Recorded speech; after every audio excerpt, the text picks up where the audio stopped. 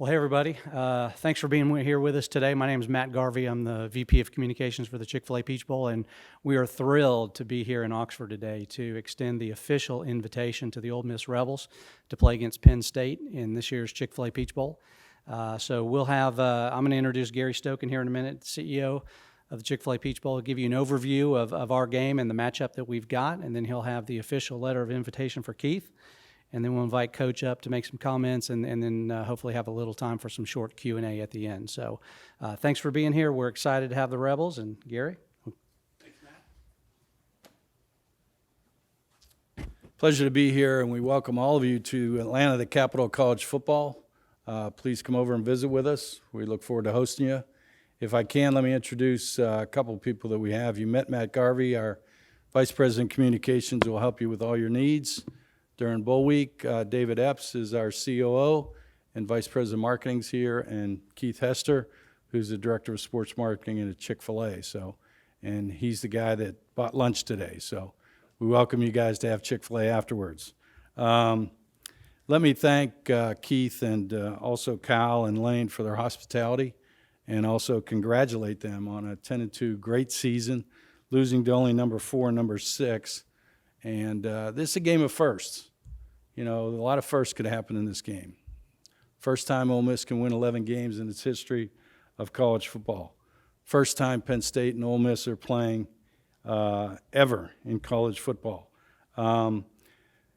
We started, I guess we were here in 2014, we started the CFP having Ole Miss TCU was the first CFP game in the Chick-fil-A Peach Bowl. We're ending the CFP era as we move into the New Year's the 12-team playoff next year with Ole Miss in our game. So kind of a first there as well. So a little bit about our matchups. I said on press conference day, styles make great fights. You know, we have a tremendous offense against a tremendous defense. The interesting thing in all that is if you look at all the statistics, the turnovers are, to me, and Lane will probably address this, turnovers are always key in a sporting event, and particularly in college football. And Lane and their offense is very stingy in giving the ball up, but their defense is very good at getting the ball back. They're averaging close to 1 turnover a game. Penn State's the same thing. They're averaging 1.5 turnovers a game on the positive side. So we got the number 1 and number 12 team in turnover margin, which is going to be really interesting in the game. The other thing I think with obviously Ole Miss top 10 quarterback, a top 10 running back, 3 wide receivers that have over 700 yards, which there's only 3 teams in FBS that have that. Ole Miss is one of them. But I think the hurry-up offense is going to me, be a real interesting thing to watch because Penn State's defense is so good, but they have never dealt with a hurry-up offense that Ole Miss applies. You don't always get substitutes in critical plays when you play against Ole Miss and their hurry-up offense. So I think that's going to be a real key. So that and turnovers, I think, are the keys to the game. I know Lane will rip me about that, like I'm some kind of TV personality trying to analyze the game. But a little bit about the Chick-fil-A Peach Bowl. Over 53% of our games have been decided by a touchdown or less. Very competitive atmosphere, and I think that's because we sell out, and particularly Mercedes-Benz Stadium. It's going to be unbelievable atmosphere in there. We'll have over 70,000 people. It's great sight lines, and we've sold out 24 of the last 27 games. We expect this to be a sellout as well. Our payouts will be $6 million to both teams, and this is our 56th Chick-fil-A Peach Bowl. We were founded in 1968, the 9th oldest bowl game, but the first game founded for charity. And so we take that very serious as a part of our DNA. We gave recently $20 million to Children's Healthcare of Atlanta to start trials and find cures to eradicate childhood cancer. We now have 12 trials set with 37 kids in them, and our leukemia trial is moving to its second phase, which means they've tested it in adults, they've tested it in animals successfully. They're going to test it now in phase 2 in kids 12 to 18 years old. And if it works there, then they'll test it in little kids. So it's something that we want to get into the end zone and hopefully find a cure for a kid with cancer, give them another day, another month, another year, or hopefully a lifetime. All of us that have kids, we understand how important that is to give back. We're the most charitable bowl organization in the country. We've given $62 million to charity, so that giving back is a part of our DNA and very important to us. We'll donate $100,000 for this game, $50,000 from Peach Bowl Inc., $50,000 from Chick-fil-A to each team to endow a $100,000 scholarship at Ole Miss for Title I kids, which in Atlanta, which means underprivileged kids get the opportunity. In some cases, the first kid to ever go to college will be granted through this endowed scholarship at Ole Miss. A little bit about our bowl experience. We like to use the term live, laugh, and learn. Our bowl is a reward for the players. The players are the ones in the winter workouts, spring practice, summer camp. They're the ones they're working to achieve this. So we want to reward them. So they'll live in a great hotel, they'll travel great, get great gifts, eat great food like Chick-fil-A. They'll laugh. All kids want to do is compete, right? And so we have a Battle for Bowl Week that every night there will be a competition against each team for the WWE belt, about a 40-pound WWE belt that we give away every night. Then they give it back and they compete the next night for the belt again. So it's a lot of fun. And then learn, we'll take the team and coach over to Children's Healthcare of Atlanta, where they'll spend time with kids that didn't get out of the hospital for Christmas, and they're probably never going to get out of that hospital. So to give back during the holiday season is very important to those kids and their family. We'll also take the team over to the College Football Hall of Fame. We want these kids to aspire to be inducted in this Hall of Fame. There's somebody from this team, that could be inducted in 10 to 15 years in the College Football Hall of Fame. So we want them to see it, see the history of it, and aspire to play well enough to get into that College Football Hall of Fame. We'll also have our FCA breakfast for the players to attend if they choose to. And lastly, we'll have the opportunity to go to MLK, Ebenezer Baptist Church, and see where Dr. King actually spoke from the pulpit and was the pastor in Ebenezer Baptist Church, to learn a little bit about the history of the civil rights movement in Atlanta. So with that, a little bit about the matchup, a little bit about our bowl game, about our charity and the Bowl Week experience. So now I'm going to do two things. One is present to Coach Kiffin and Keith Carter a free sandwich from Chick-fil-A, and also, and I hope he'll accept, the official invitation to the Chick-fil-A Peach Bowl, the 56th Chick-fil-A Peach Bowl, to play Penn State in the New Year's Six bowl game. So Keith, hope you'll accept this. Congratulations. Thank you. And there you go. There's lunch. Awesome. Thank you. Yeah, thank you, Gary. Obviously, we are very excited to be going to Atlanta to play in the Peach Bowl.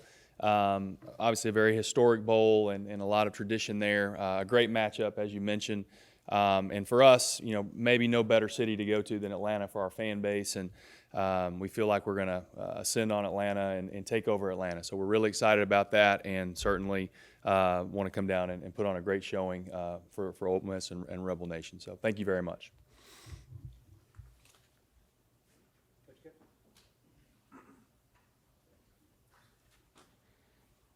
Thanks, Gary, Keith. This is an awesome opportunity. Our players, we kind of did this where I talked to you guys the day of when we found out about the bowl, but now to be around our players and to have some practices now that we know we're playing in this, to feel for the locker room. Our guys are so excited to be in this big of a bowl against such a historic team to play in Penn State and such a great city in Atlanta, which a number of our kids are from. And I know the parents too, talking to them, are really excited to get there. So this will be a tremendous matchup for us against a great coach, a great team of a lot of really good players. And I don't know the stats exact, but I saw something the other day, how many times Coach Franklin's won 10, 11 games just in the last 8 years or something like that. So they've been doing this for a while and are at a level where we want to get to. So this will be a great opportunity for us.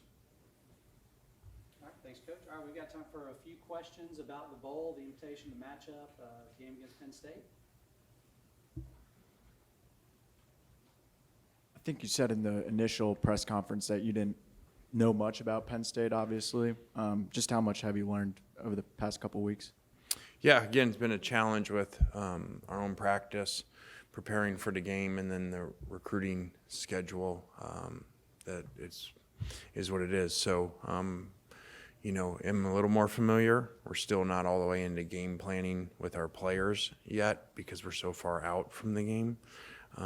But as we knew right away, a great defense led by their front, and now learning more, watching a really balanced offense that can really run the ball. Quarterback really takes care of the ball, like Gary mentioned. Both teams have done a really good job turnover-wise. So, this will probably be one of those games you got to play really well in all areas to go down to the wire and make some plays at the end. Lane, a few of your players have announced over the weekend that they're going to be coming back for another season next year. How big of a boost does that provide for this team as they're getting ready for the bowl game? Yeah, again, this is a new era of college football. I've said when it all started, there's no really model to look after because the NFL would never have this setup. The free agency window with the portal opened up a week or two ago, and we're still playing games and have the postseason. So it'd be like the NFL opening preseason right before the playoffs or the Super Bowl. So it is what it is. Within that, you do kind of have these guys deciding earlier. To me, this used to be more of a post after the bowl game guys deciding to come back. But with nowadays and needing to figure out your roster faster, I think that sped that up.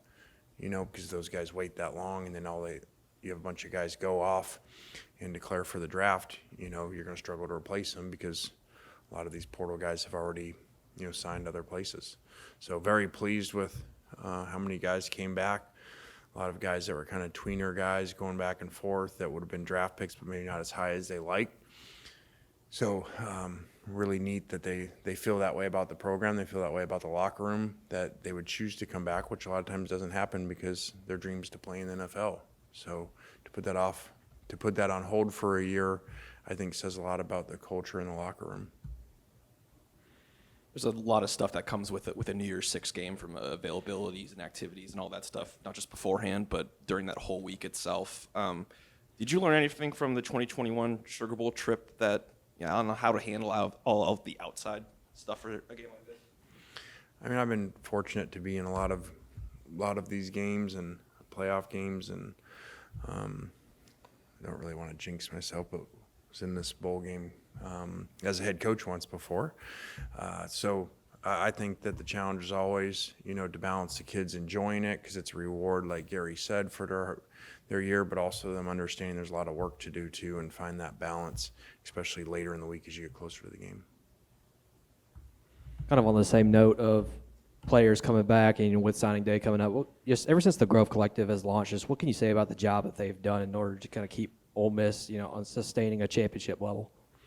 Yeah, I think Walker Jones done an unbelievable job with everybody in the collective, and that's where we are in college football and college sports, but especially college football that I know of, how important that is.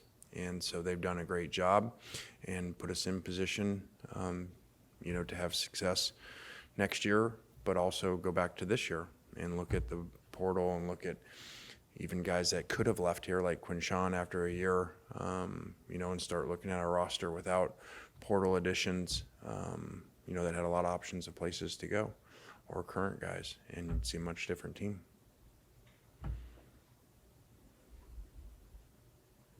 I have a twofold question. Do you have anybody on your roster now that you anticipate opting out, or who has already informed you they're opting out? And then secondly, how many guys on your roster are still in the decision-making process about whether to go to the NFL or to stay another year? Yeah, I think we're still in conversations. I think maybe there's probably even players still deciding the opt-out part, maybe even potentially, because we're still a long ways away from the game, and we're not really treating these practices as game week practices. So, and I think the majority of the guys, whether they're going to the NFL or coming back, have decided. Maybe they haven't all posted. I don't know all that, but you know, that's for them to tell. I've kind of screwed that up before with Jackson, so I think I know from conversations with them who's coming back and who would be going on to the NFL. Are there any certain needs or area on your team that you are targeting in the transfer portal? Yeah, anywhere where there's really good players that can help us win. So I've kind of forgot people that have covered us. I've kind of always went more to the model of, you know, best available players, because you still don't know. Your roster is always changing nowadays. You got another window, you know, in the spring that guys can go in the portal. So I kind of look more at best available and try to find the best players that you can get.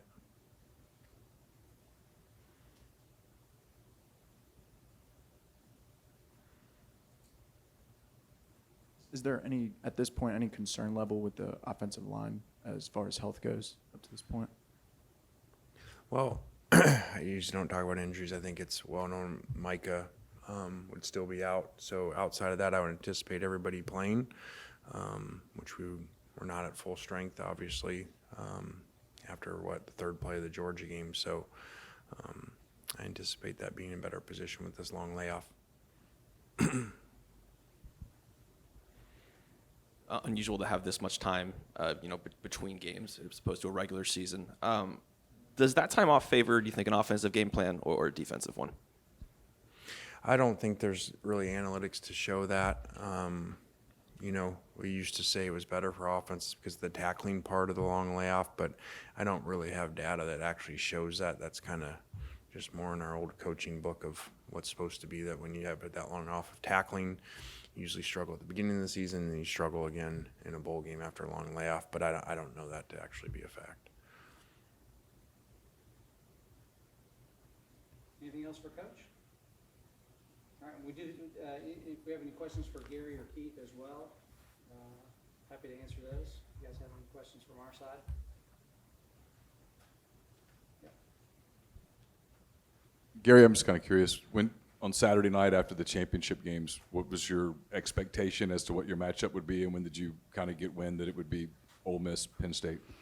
Yeah, it's interesting. I've been doing this for 26 years, and probably until 2014 it was my job to go to my board and make the selection of the team. So I had all the analytics and the data, planned out. And I remember in 2014 when we joined the CFP, I called Bill Hancock on Saturday night and said, "Bill, you're going to call me and let me know who we have, right?" And he laughed. And then he said, "Gary," he says, "you'll find out when the rest of America finds out." And that's what happened on Sunday. We were sitting there and waiting to see who ESPN was, what two logos was going to pop up on the board next to the Chick-fil-A Peach Bowl. So we have no say-so. We just wait and see, like you guys and like the teams do, who we're going to be able to host. And we're very blessed to have Ole Miss. I know Lane from, back in 2009 and 2016, and we had Ole Miss in the kickoff game with Lane coaching. So think a lot about Lane. I don't know that there's many people that have the offensive mind that he has, and to be able to take that and take it to another level with putting a whole team together and bringing Ole Miss from where they are to being in New Year's 6 bowl games, and now with the opportunity on the verge to win 11 games, which has never been done in Ole Miss history, is quite a credit to Lane and the program he's developed. I have one for Keith.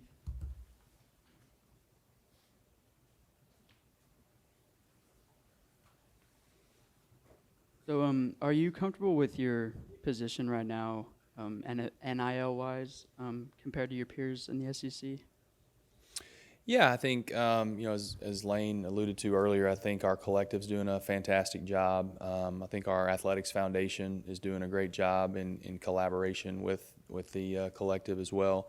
But as we all know, this is a changing landscape, and I think some of the standards and kind of the where we were last year is totally different than where we are this year, and it'll be different next year. So you just have to make sure you're staying proactive in the space and as Coach Kiffin has said many, many times, not to just think outside the box, but to create a new box. And I feel like here at Ole Miss, we've done that. All right, anything else for Gary or Keith? No? Okay, well, thank you guys. That'll wrap it up. A couple reminders, we do